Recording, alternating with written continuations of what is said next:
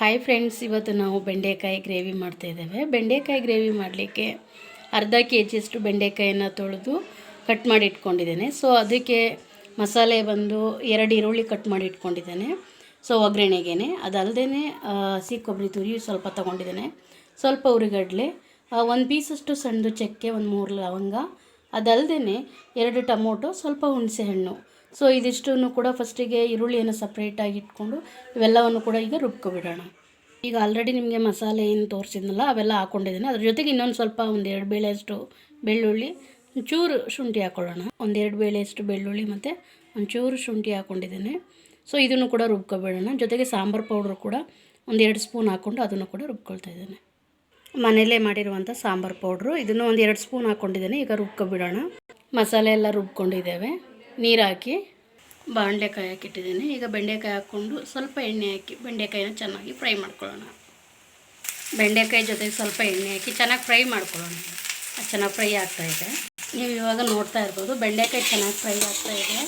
So ಬೆಂಡೆಕಾಯಿನ ತುಂಬ ಸಣ್ಣವಾಗೂ cut ಮಾಡ್ಕೊಳ್ಬೇಕು, ಸ್ವಲ್ಪ ದಪ್ಪ ಇರೋವಾಗೇ ಕಟ್ ಮಾಡ್ಕೊಳ್ಬೇಕು. ಯಾಕೆಂದರೆ ಅದ್ರ ಕಾಳುಗಳೆಲ್ಲ ನಾವು ಫ್ರೈ ಮಾಡುವಾಗ ಅದು ಎಲ್ಲ ಬಿಡಬಾರ್ದು.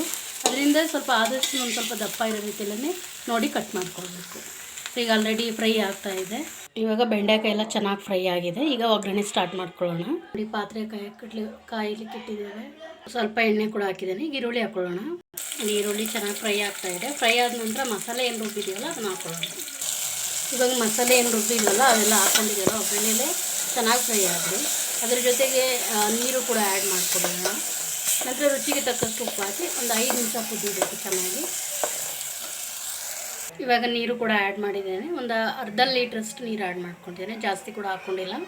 ಸೊ ಇದು ಗ್ರೇವಿ ಮಾಡೋದ್ರಿಂದ ಇವಾಗ ಸ್ವಲ್ಪ ಚೆನ್ನಾಗಿ ಕುದೀಲಿ. ರುಚಿಗೆ ತಕ್ಕಷ್ಟು ಉಪ್ಪು ಹಾಕ್ಬಿಡೋಣ. ಕೊನೆಯಲ್ಲಿ ಕೊತ್ತಂಬರಿ ಸೊಪ್ಪು ಕೂಡ ಹಾಕ್ಕೊಳ್ಳೋಣ.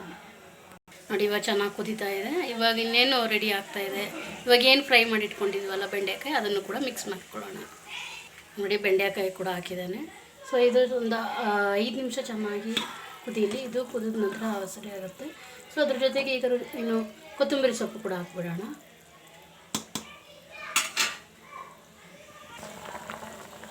ಇವಾಗ ಕೊತ್ತಂಬರಿ ಸೊಪ್ಪು ಕೂಡ ಹಾಕೊಳ್ಳೋಣ.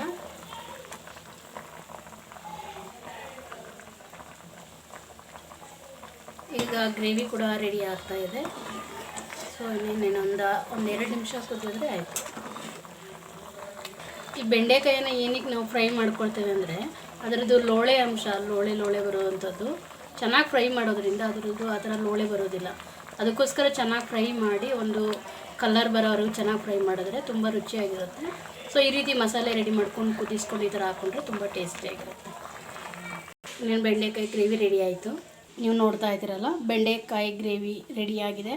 ಸೊ ನೀವು ಕೂಡ ಇದೇ ರೀತಿ ಮನೆಯಲ್ಲಿ ಒಮ್ಮೆ ರುಚಿಯಾದ ಬೆಂಡೆಕಾಯಿ ಗ್ರೇವಿಯನ್ನು ಮಾಡ್ಕೊಳ್ಳಿ. ಮುದ್ದೆಗೆ, ಚಪಾತಿ, ಪೂರಿಗೆ ತುಂಬ ಟೇಸ್ಟಿಯಾಗಿರುತ್ತೆ. ಆರೋಗ್ಯಕ್ಕೆ ಕೂಡ ತುಂಬ ಒಳ್ಳೆಯದು. ಸೊ ನೀವು ಹೆಚ್ಚಿನ ವೀಡಿಯೋಸ್ಗಾಗಿ ನನ್ನ ಚಾನಲನ್ನು ಸಬ್ಸ್ಕ್ರೈಬ್ ಮಾಡಿ.